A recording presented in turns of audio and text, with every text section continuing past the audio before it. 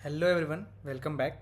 पिछली वीडियो में हमने एक क्वेश्चन सॉल्व किया था जो थ्रेड और हमारा एक्सेप्शन था, उसको कवर किया था। आपने प्रैक्टिस किया होगा उसको। वैसे अभी हम ना और भी चीज़ें इंक्लूड करने वाले हैं उसमें, जैसे कि आज जो मैं पढ़ाने वाला हूँ वो एक कलेक्शन फ्रेमवर्क है, जो सबसे मेन टॉपिक है जावा का, जहाँ पे आप जो भी डेटा स्ट्रक्चर है हमारे स्क्रैच से नहीं बनाने पड़ेंगे, है ना।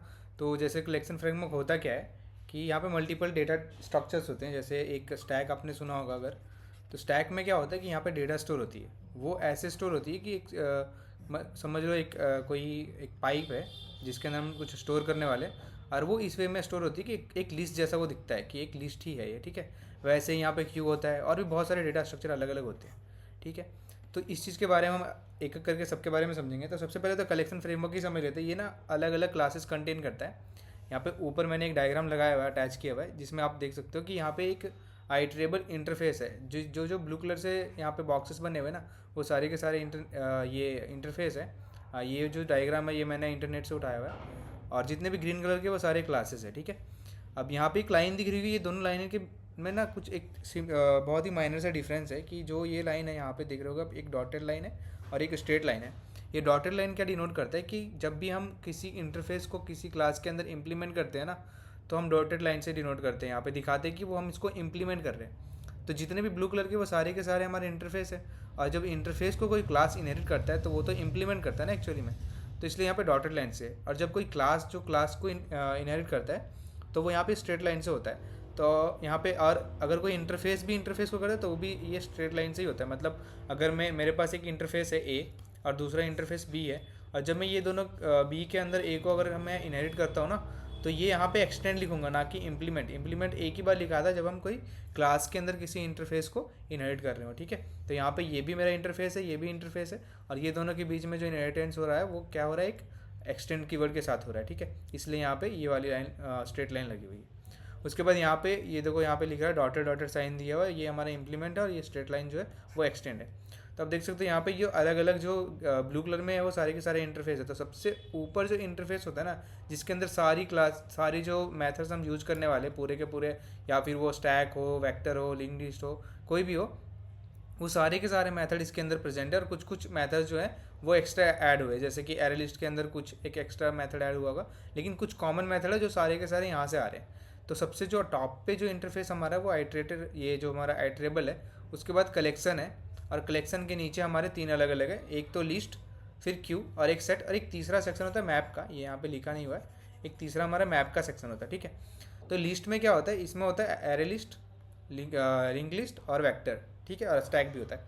तो ये जो लिस्ट के अंदर एरे लिस्ट आप देख रहे हो, एरे लिस्ट क्या होता है, एरे जैसा ही होता है कि हमारे पास एक सीक्वेंस ऑफ डेटा होगा जहाँ पे हम डेटा स्टोर कर रहे होंगे। तो यहाँ पे जैसे हम वहाँ पे एक मेरे प्रीमिटर जितने भी डेटा टाइप थे वो हम कर रहे थे अपने एरे के अंदर। अगर मेरा एरे है तो उसके अंदर हम प्रीमिटर डेटा टाइप पास कर रहे थे, इंट या फिर कोई जो जिस तरह का भी डेटा मतलब हम उसमें स्टोर करना चाह रहे हो, ठीक है। यहाँ पे क्या होता है, अगर मान लो कि मैंने एरे लिस्ट या कलेक्शन फ्रेमवर्क का कोई भी यूज़ किया, किसी भी डेटा स्ट्रक्चर का यूज़ कर रहा हूँ, तो यहाँ पे मुझे ये प्रिमिटिव डेटा टाइप के साथ काम नहीं करता, क्योंकि सारे के सारे ऑब्जेक्ट के साथ काम करते हैं। तो सारा मुझे ऑब्जेक्ट देना पड़ेगा इसको। तो आपको मैंने बताया था कि हर एक इंट के लिए ना उसका एक रैपर क्लास होता है जो इंटीजर, जैसे इंट के लिए इंटीजर होता है, वैसे ही हमारा फ्लोट के लिए फ्लोट होता है। पर यहाँ पे फ्लोट आपने देखा होगा वो स्मॉल में होते हैं पूरे के पूरे, पर जब हम इसका रैपर क्लास की बात करें तो यहाँ पे एफ कैपिटल हो जाता है, ठीक है। ऐसे कैर के लिए अगर मान लो मैं यहाँ पे कैर लिख रहा हूँ तो इसका रैपर क्लास कैरेक्टर होता है, ठीक है।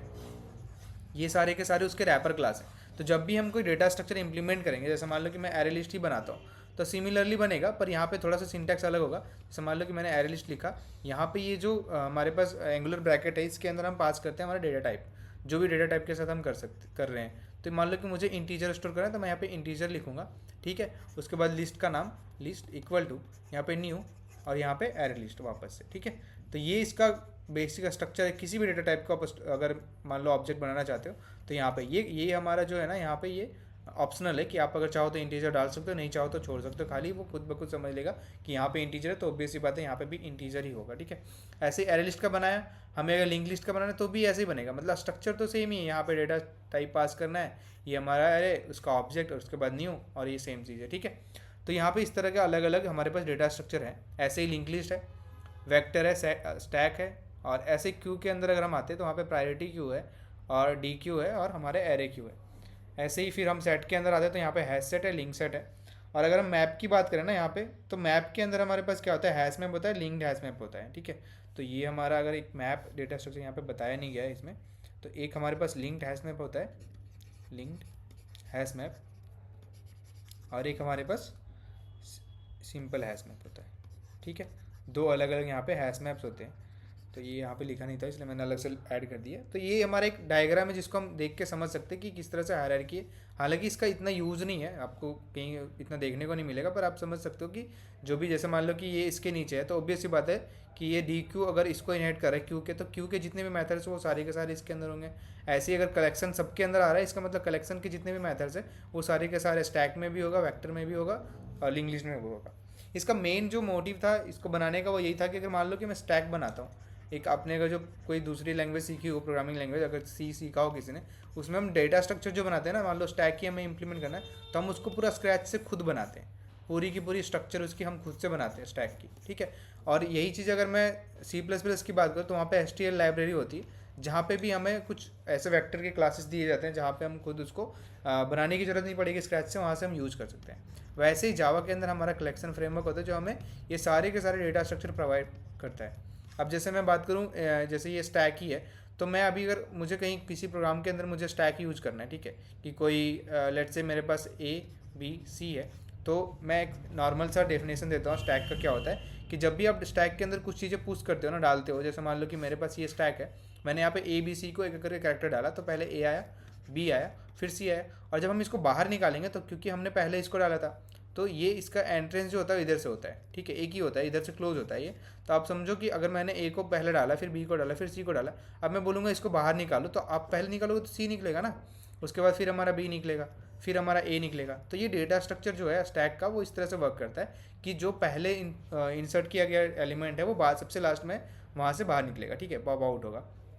तो ये मुझे इंप्लीमेंट करना है, अगर मुझे मान लो कहीं पे यूज़ करना। अभी इसका यूज़ क्या हो सकता है, समझ लो ऐसे ही कि मैं यहाँ पे ABC है, इसको मैं बोलूँ रिवर्स करने के लिए, तो रिवर्स करने के लिए बहुत ईजी हो जाएगा ना। अगर स्टैक के अंदर हम ABC इनपुट कराते हैं तो पहले ABC आएगा, और जब हम इसको पॉप करेंगे तो CBA हो जाएगा, तो इसने रिवर्स कर दिया। तो ये अगर मुझे करना है तो मुझे क्या करना पड़ेगा, पहले बेसिक से मुझे पूरा का पूरा डेटा स्ट्रक्चर जो स्टैक है वो इम्प्लीमेंट करना पड़ेगा, फिर जा करके हम ये ऑपरेशन कर पाएंगे। तो इतना ज़्यादा जो टाइम लगाते हैं, हम स्क्रैच से बनाते हैं, तो हमारा जहाँ पे भी अगर हम कॉम्पिटिटिव कोडिंग करते हैं तो वहाँ पे तो ये बहुत टाइम कंज्यूमिंग हो जाएगा ना। तो उसके लिए क्या किया कि हर एक फ्रेमवर्क जो मतलब जावा है वो एक कलेक्शन फ्रेमवर्क के अंदर इसका डेटा स्ट्रक्चर का खुद से पहले से इम्प्लीमेंटेशन दिया। तो आपको बस करना क्या, आप एक स्टैक लिखो, इसके अंदर यहाँ पे इंटीजर पास करो, ठीक है, अगर इंटीजर डेटा टाइप है कैरेक्टर तो कैरेक्टर, और यहाँ पे स्टैक का नाम लिखो, स्टैक इक्वल टू न्यू। ये मेरा स्टैक जो है वो बन गया, ठीक है। अब मैं बस इसको सिंपली यूज़ कर सकता हूँ जैसे एक नॉर्मल डेटा स्ट्रक्चर, मतलब नॉर्मल स्टैक को क्रिएट करके यूज़ करते हो। तो पहले क्या कर सकते हैं, ऑपरेशंस क्या क्या होते हैं इसके अंदर। एक तो हमारा होता है पुश करना मतलब कि इसके अंदर एलिमेंट को ऐड करना, ठीक है। तो स्टैक डॉट अगर पुश करना हो मुझे या पॉप करना हो, ठीक है, तो वो सारे के सारे ऑपरेशन हम इसके अंदर कर सकते हैं। सिमिलरली अगर मैं स्क्रैच से बनाऊंगा जिस तरह से करूँगा वैसे मैं इसमें भी कर सकता हूँ। तो ये एक हमारे पास बेनिफिट है कि हमें पूरा का पूरा डेटा स्ट्रक्चर को इम्प्लीमेंट नहीं करना पड़ता, हम ऐसे यूज़ कर पाते हैं। ऐसे ही हमारे पास क्यू है, ऐसे ही हमारे पास एरे लिस्ट है, लिंक लिस्ट है, अलग अलग डेटा स्ट्रक्चर है, ठीक है। तो उसको तो हम अलग से पढ़ेंगे। अभी मेरा मेन था ये बताने का कि कलेक्शन फ्रेमवर्क होता क्या है, ठीक है, उसका यूज़ कहाँ पे कर सकते हैं हम। अब यही समझ लो ना, एक एग्जांपल मैंने बताया रिवर्स करने का, ऐसे बहुत सारे एग्जांपल जहाँ पे हम पूरा का पूरा एक डेटा स्ट्रक्चर यूज़ कर रहे होते हैं, तो हम वहाँ पे नहीं लिख सकते पूरा का पूरा डेटा स्ट्रक्चर का कोड स्टार्टिंग से, क्योंकि फिर वो हमारे जो टाइम लिमिट दिया होगा वो तो एक्सीड कर जाएगा ना। अगर हम डेटा स्ट्रक्चर को रन करने में टाइम चला जाएगा तो फिर क्वेश्चन को कब सॉल्व करेंगे। तो उसके लिए यहाँ पे डेटा स्ट्रक्चर हमारे दिया गया है, वो सारा का सारा कलेक्शन फ्रेमवर्क के अंदर है। आप सिंपली यहाँ पे किसी भी चीज़ को जिसको भी यूज़ करना चाहते हैं, सेट को करना है या फिर लिस्ट को करना है, क्यू को करना है, वो आप बस इसको उसके ऑब्जेक्ट बना करके और सिंपली उसको रन कर सकते हो, ठीक है। तो अभी मेन तो बताना बस यही था। आगे से हम एक एक करके सारे देखेंगे, एरे लिस्ट देखेंगे, लिंक लिस्ट देखेंगे, वेक्टर स्टैक, ये सारी चीज़ों को समझेंगे इंटरनली कैसे वर्क करता है। तो अभी के लिए इतना ही, थैंक यू।